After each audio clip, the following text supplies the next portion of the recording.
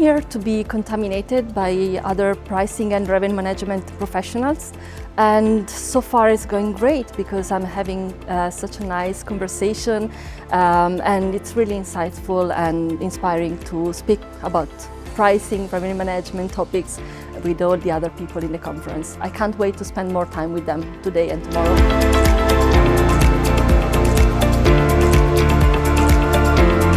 I think that is the perfect place to understand what is happening with AI, tariffs and other trends that is impacting in the pricing activities at any company. One of the good things is that we can meet some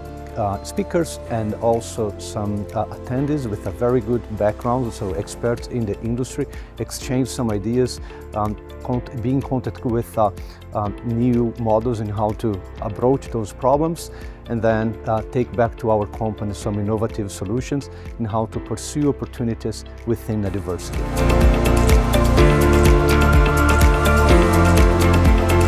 The reason why I wanted to join this conference is because it's always difficult for me to find people who are interested in pricing or are pricing experts and enthusiasts, and it's great to be surrounded by people that face your same struggle, your same wins, and that you can discuss everything that you're doing.